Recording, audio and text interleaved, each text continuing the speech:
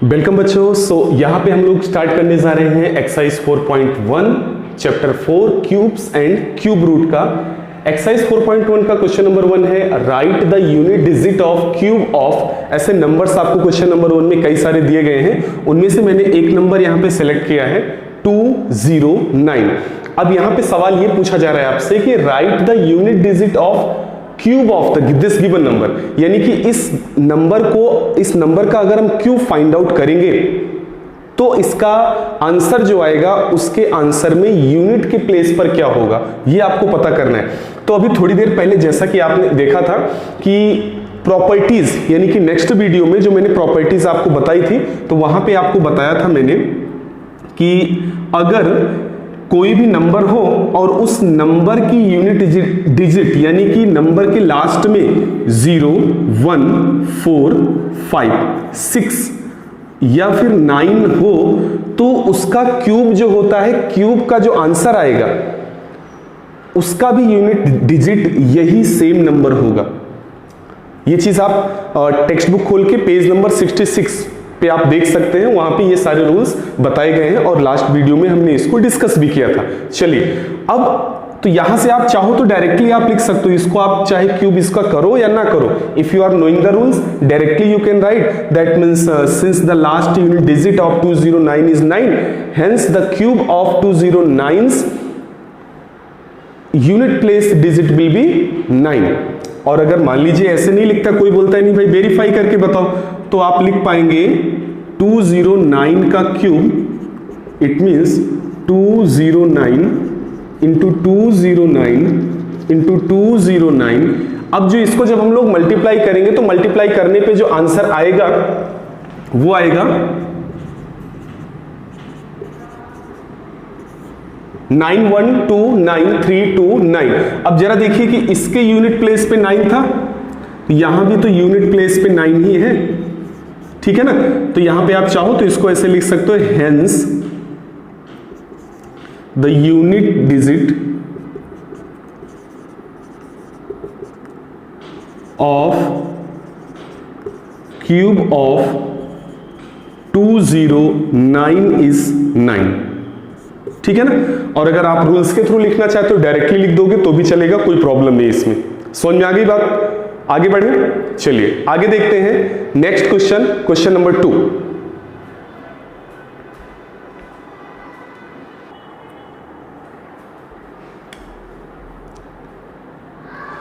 Okay, तो आइए देखते हैं अगला क्वेश्चन नंबर 2। क्वेश्चन नंबर 2 हमारा क्या है, find the volume of the cube if one face of the cube has an area of 121 square metre. अब इसमें क्या होता है, देखिए ये क्वेश्चन जो दिया गया है question number 2, this is the application of cube. ये क्यूब का एप्लीकेशन है। जो बच्चे कंपटीशन एग्जाम की तैयारी कर रहे हैं, कॉम्पिटिटिव एग्जाम्स के लिए पढ़ रहे हैं, तो उनके लिए इस टाइप के क्वेश्चंस आपको एग्जाम में पूछे जाते हैं जो एप्लीकेशन टाइप के एग्जाम्स होते हैं, ठीक है ना। तो अगर आप मान लीजिए नवोदय या फिर कोई अदर एग्जाम्स की तैयारी कर रहे हो तो इस टाइप के क्वेश्चंस की प्रैक्टिस आपके पास काफी अच्छे से होनी चाहिए। तो आइए देखते हैं, फिर से देखते हैं। अच्छा, दूसरी चीज, एक चीज और क्या होती पता है, बच्चे काफी परेशान होते हैं, उनको तकलीफ ये पड़ती है कि जैसे अभी मैंने आपको बताया क्यूब। अब क्यूब में क्या है कि अगर कोई नंबर दे दिया जाए और उनको बोला जाए कि बेटा इसका आप क्यूब फाइंड आउट कर दो, ठीक है ना, तो वो क्यूब फाइंड आउट कर लेंगे। बट प्रॉब्लम उनको कहां पे आती है, जैसे उनको उसके वर्ड प्रॉब्लम्स दिए जाते हैं, न्यूमेरिकल दिए जाते हैं, वहां पे उनको काफी तकलीफ पड़ती है। ये उनके लिए बहुत ज्यादा तकलीफ है। इसका एक सिंपल सा सॉल्यूशन यही है कि सबसे पहली चीज तो ये कि जो भी प्रॉपर्टीज आपको बताई जाए, जो भी रूल्स रेगुलेशंस आपको बताए जाए, उनको आप ध्यान से सुनो, ध्यान से पढ़ो, ध्यान से समझो। आफ्टर दैट क्वेश्चन जो आपका लिखा गया है उस क्वेश्चन को ट्वाइस थ्राइस 2 से 3 बार आप पढ़िए उसको। 2 से 3 बार आप पढ़ेंगे तो होगा ये कि आपको क्वेश्चन समझ में आएगा कि क्वेश्चन में आखिर पूछा क्या गया है। क्योंकि सबसे बड़ी प्रॉब्लम होती है कि पहली चीज बच्चों को समझ में नहीं आता कि क्वेश्चन में पूछ क्या रहा है और दिया क्या गया है। समझ आ रही बात? तो क्वेश्चन को ध्यान से जब आप पढ़ेंगे, अब यहां पे देखिए ये कहीं नहीं, इस क्वेश्चन में ऐसा कहीं नहीं बोल रहा है कि आप क्यूब निकालो या फिर आपको क्यूब निकालना है, लेकिन उससे जुड़े हुए कुछ क्लूज यहां पे दिए गए हैं। सबसे पहली चीज देखिए दिया है, find the volume of the cube if one face of the cube has an area of 121 square metre. अब देखिए इसी एक क्वेश्चन में कितनी सारी चीजें इन्होंने पूछ ली है। क्वेश्चन काफी इंपॉर्टेंट है, एग्जाम में आपको पूछा भी जा सकता है। ध्यान से इसको आप देखना, एक एक पॉइंट काफी अच्छे से समझ में आएगा। Definitely 110% you will fall in the love of maths. यहां पे क्या बोला इन्होंने, फाइंड द वॉल्यूम। अब देखिए जब वॉल्यूम बोला तो वॉल्यूम क्या होता है, वॉल्यूम के अंदर 3 डायमेंशंस होती हैं। क्यूब को हम 3 टाइम मल्टीप्लाई करते हैं। क्यूब में क्या होता है, 3 टाइम किसी भी नंबर को मल्टीप्लाई करते हैं। So now from here what we will do, first of all we will find out the length of one side from here. तो यहां से एक साइड का हम लोग ये इस क्यूब की एक साइड फाइंड आउट करेंगे। तो यहां पे लिखेंगे area of one face of cube is equal to 121 square metre. अब स्क्वायर का एरिया क्या होता है, क्योंकि एक साइड जो होगा, एक साइड क्या होगा, वो सिर्फ और सिर्फ इसका एक पार्ट होगा, जस्ट एक पार्ट होगा। तो ये जो पार्ट होगा ये चीज स्क्वायर ही तो है, और स्क्वायर का एरिया क्या होता है, स्क्वायर का एरिया होता है एल स्क्वायर। तो L square is equal to 121। So this implies that L is equal to under root 121 is equal to 11 metre आ जाएगा। अब यहां से हेंस, अब चूंकि वॉल्यूम फाइंड आउट करना है तो क्यूब का वॉल्यूम क्या होता है, एल क्यूब होता है। Hence the volume of cube is equal to L cube. अब ये जो वॉल्यूम का क्यूब एल क्यूब होता है तो ये क्या हो जाएगा, एल की वैल्यू आपने फाइंड आउट कर ली 11 को मल्टीप्लाई कर दो 3 टाइम। 11 को 11 से करेंगे 121 आएगा, और फिर से इसको मल्टीप्लाई करेंगे तो आएगा 1331 metre cube. This is the final answer of this particular question. So I hope you people got the things, and if you are not knowing, again you pause the video, reverse the video and try to find out how the things are taking place here in the solution of this particular question, because it is one of the most important question.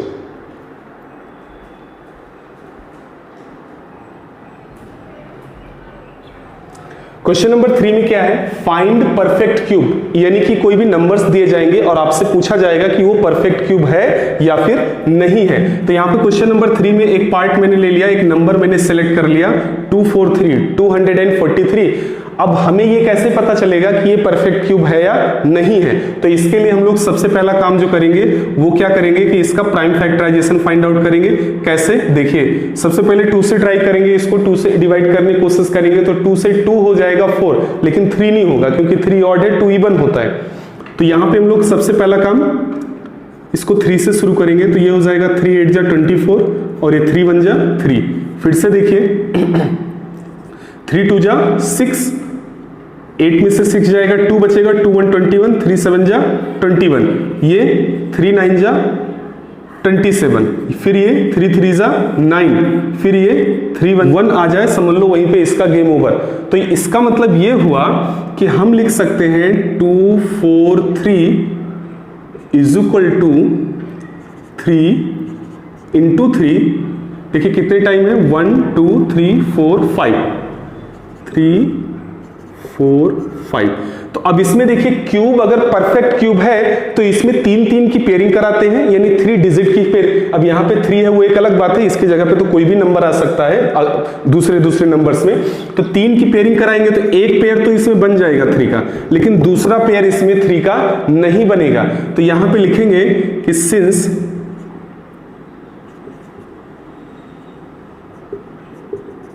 since its ungrouping 3 into 3, यानी कि 3 into 3 ये ungroup है, यानी कि group बन नहीं रहा है, पेयर बन नहीं रहा है, ठीक है ना।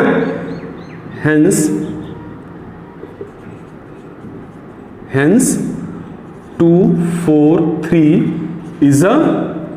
is not a perfect cube। यानी कि जब कहने का मतलब है कि जब 2 4 3 का हम क्यूब रूट निकालेंगे, जब अभी क्यूब रूट निकालेंगे आगे चल के, तो वहां पे इसका क्यूब रूट कंप्लीट एक प्राइम नंबर या फिर एक नंबर कंप्लीट नंबर नहीं आएगा, ठीक है ना, ये चीज। चलिए इसके बाद चलते हैं नेक्स्ट क्वेश्चन की तरफ।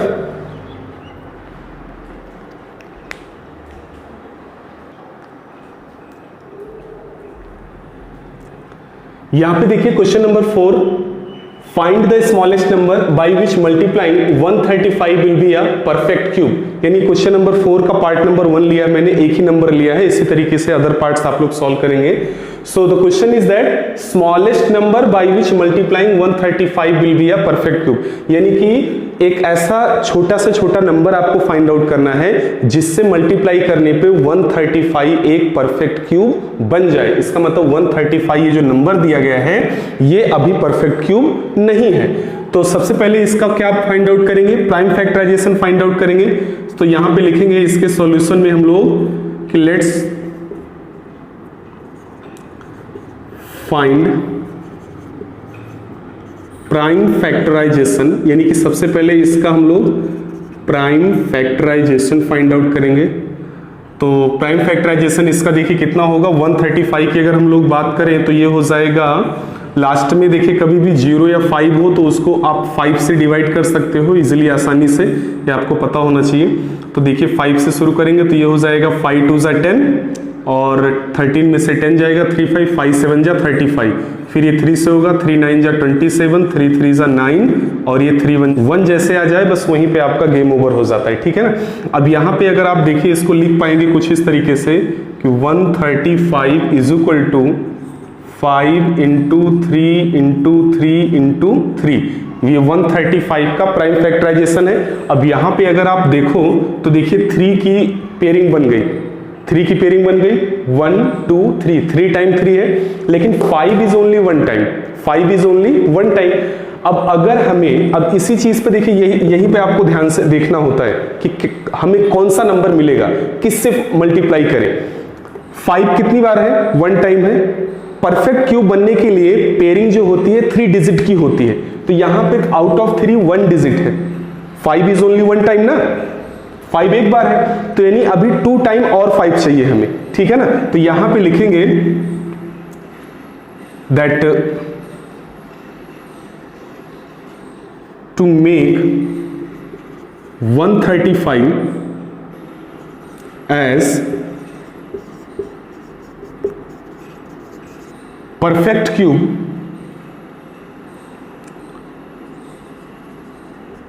should be multiplied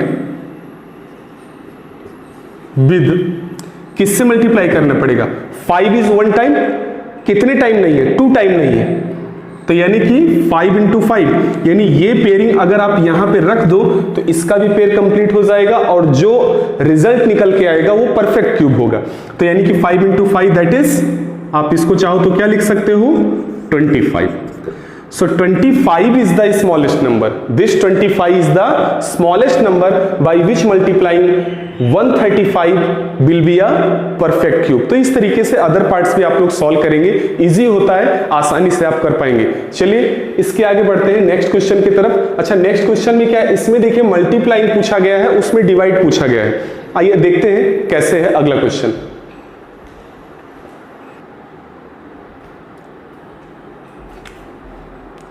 यहां पे देखिए अगला क्वेश्चन नंबर 5 आपका है और क्वेश्चन नंबर 5 है आपका, find the smallest number by which dividing 1125 will be a perfect cube, यानी कि 1125 will be a perfect cube. तो इसके लिए सबसे पहली चीज तो आपको ये देखना है, जैसे मैंने लास्ट वाले क्वेश्चन में किया कि सबसे पहले इसका निकालेंगे हम लोग क्या, prime factorization. So let's find prime factorization, prime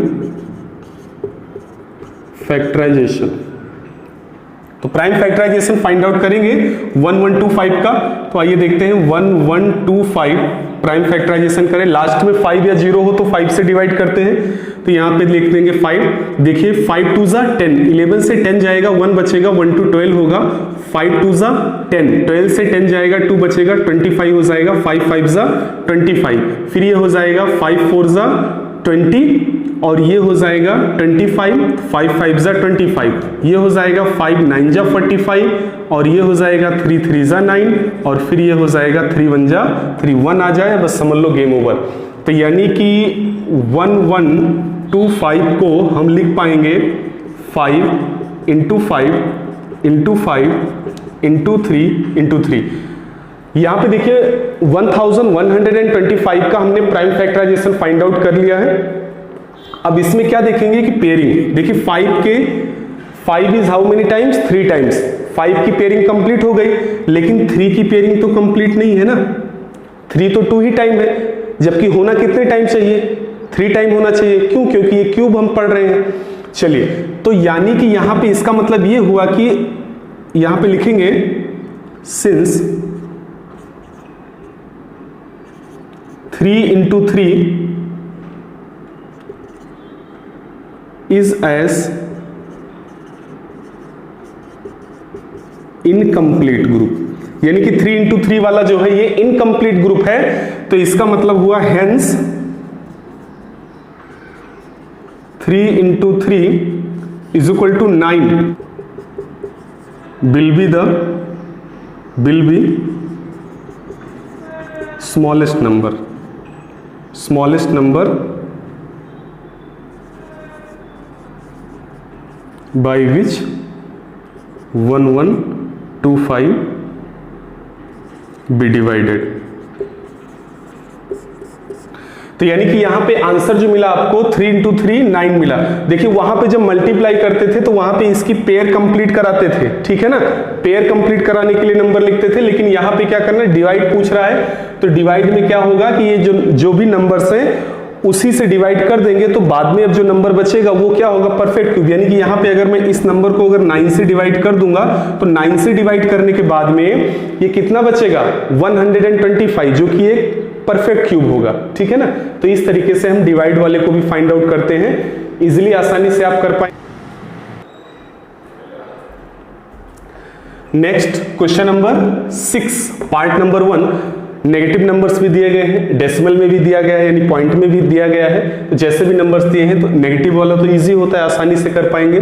decimal में देखिए क्या है, 0.05 का हमें क्या निकालना है, क्यूब निकालना है। तो इसमें कोई बहुत ज्यादा परेशान नहीं होना है, there is no need to be panic. Simply हम इसको कर पाएंगे 0.05 whole cube means what, 0.05 into 0.05 into 0.05। इसको जब हम लोग मल्टीप्लाई करेंगे तो इसमें देखिए सबसे पहली चीज देखिए, मल्टीप्लाई करेंगे तो 5 5 जा 25, 5 जा 125, और देखिए कितने, how many time 0 is multiplied, 3 time, 1 2 3। So this 0.000125 is your final answer. It's easy.